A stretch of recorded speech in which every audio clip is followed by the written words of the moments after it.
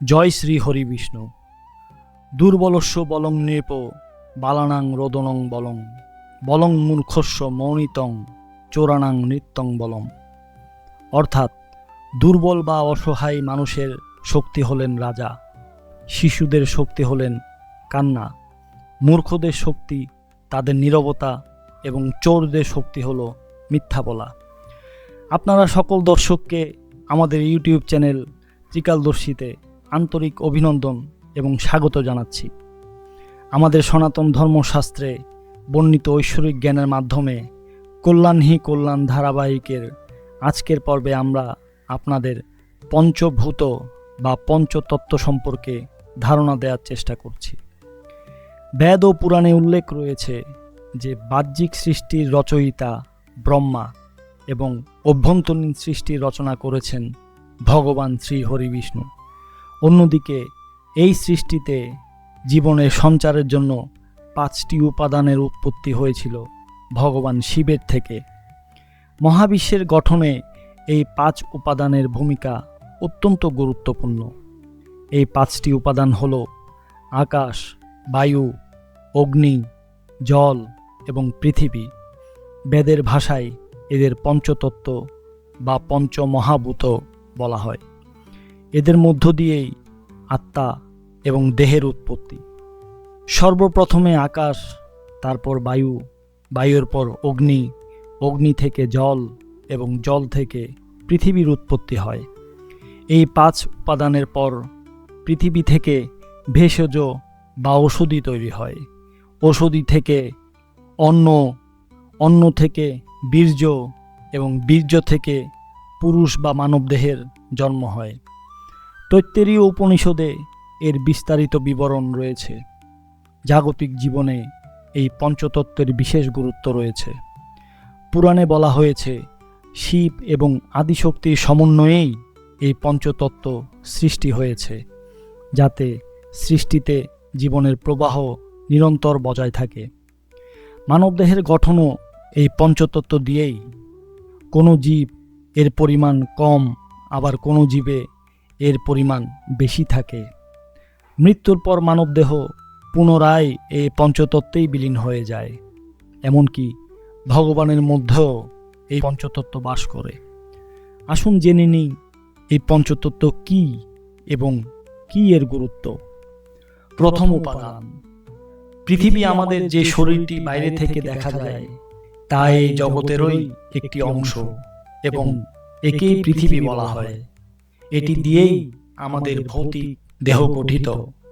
তবে অন্যান্য উপাদানগুলো যুক্ত না হওয়া পর্যন্ত এতে প্রাণ সঞ্চার হয় না। ঠিক যেমন একটি ভবন নির্মাণের জন্য বিভিন্ন উপকরণের প্রয়োজন হয়, তেমনি জীবজন্তুর দেহ গঠনের জন্য পৃথিবীর পাশাপাশি বাকি 4টি উপাদানের অপরিহার্য প্রয়োজন রয়েছে। দ্বিতীয় উপাদান। জল বৈদিক ও বৈজ্ঞানিক দৃষ্টিকোণ থেকে দেখলে জল হলো মানুষের সবচেয়ে গুরুত্বপূর্ণ অংশ। মানুষের শরীরে প্রায় 70% জল উপস্থিত থাকে। ঠিক যেভাবে পৃথিবীর 3/4 জল দ্বারা পূর্ণ। এই জল মানুষের রক্ত এবং শরীর উভয় ক্ষেত্রেই বিদ্যমান। তাই বলা হয়ে থাকে যে অন্ন ছাড়া জীবজন্তু কিছুদিন বেঁচে থাকতে পারলেও জল ছাড়া তা সম্ভব নয়। তৃতীয় উপাদান। অগ্নি। অগ্নির উৎপত্তি জল থেকে বলে মনে করা হয়। যেভাবে জল আমাদের শরীরকে শক্তি যোগায়, ঠিক তেমনি অগ্নিও শক্তিরূপে শরীরে বিদ্যমান। অগ্নির কারণেই শরীর চলাফেরা করতে পারে। অগ্নি উপাদান হল উষ্ণতা, শক্তি এবং তাপের প্রতীক। আমাদের শরীরে যতটুকু উষ্ণতা থাকে তা এই অগ্নি উপাদানের জন্যই। এই উপাদানটি প্রধানত শরীরকে নীরব রাখে, পাশাপাশি এর থেকে বল ও শক্তি পাওয়া যায়। চতুর্থ উপাদান। বায়ু। পৃথিবীতে জীবনের জন্য বায়ুকে সবচেয়ে গুরুত্বপূর্ণ উপাদান বলা হয়। মনে করা হয় বায়ুর উৎপত্তির কারণেই অগ্নি উৎপত্তি হয়। আমাদের শরীর যদি প্রাণবায়ু গ্রহণ করে তবেই তা জীবিত বলে গণ্য হয়। অন্যথায় বায়ু বের হয়ে গেলে শরীর নির্জীব হয়ে পড়ে। যত প্রাণ আছে তা সবই বায়ু উপাদানের কারণে। এই পৃথিবী, গাছপালা, পশু পাখি সবার জন্যই প্রাণবায়ু প্রয়োজনীয়। তাই বায়ুকে আয়ু বা আয়ুষ্কালও বলা হয়েছে। পঞ্চম উপাদান আকাশ। আকাশ হলো সেই উপাদান যার মধ্যে পৃথিবী, জল, অগ্নি এবং বায়ু এই চারটি উপাদানই বিদ্যমান। আকাশই আত্মার বাহক এবং সাধনার জন্য সবচেয়ে গুরুত্বপূর্ণ বলে মনে করা হয়। আকাশ যেমন অনন্ত, ঠিক তেমনি মনেরও কোনো সীমা নেই। তাই আকাশ উপাদানকে ভৌতিক রূপে মন বলা হয়। আকাশে যেমন মেঘ আসে, ধূলিকণা ওড়ে এবং আলো দেখা যায়, ঠিক তেমনি মনেও সুখ, দুঃখ ও শান্তির ভাব উৎপন্ন হয়। এই পঞ্চতত্ত্বের ওপরে একটি উপাদান রয়েছে, তা হল ওম, ওমকার, যা আত্মা। এর উপস্থিতির কারণেই এই পাঁচ উপাদান নিজ নিজ কাজ করে। এই পাঁচটি উপাদানকে সমষ্টিগতভাবে পঞ্চতত্ত্ব বলা হয়।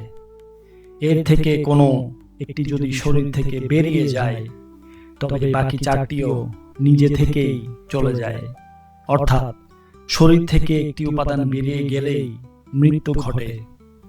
আত্মাকে এই চরাচর জগতে অবস্থান করার জন্য এই পঞ্চতত্ত্বের প্রয়োজন হয়। যে মানুষ এই পঞ্চতত্ত্বের গুরুত্ব বোঝে, এদের সম্মান করে ও পুষ্ট করে, সে রোগমুক্ত থেকে দীর্ঘজীবী হয়। তো এই ছিল পঞ্চতত্ত্ব সম্পর্কে একটি ছোট্ট তথ্য। আশা করি আপনাদের এই তথ্যটি ভালো লেগেছে। যদি ভালো লেগে থাকে তাহলে ভিডিওটি লাইক এবং আমাদের চ্যানেলটি সাবস্ক্রাইব করুন। আপনি যদি আমাদের চ্যানেলটি আগে থেকেই সাবস্ক্রাইব করে রাখেন, তবে আপনাকে হৃদয়ের অন্তঃস্থল থেকে ধন্যবাদ জানাই। আমাদের পরবর্তী পর্বে আমরা নতুন কোনো তথ্য দেওয়ার চেষ্টা করব। আরও একবার আপনাকে অনেক অনেক ধন্যবাদ। জয় শ্রীকৃষ্ণ।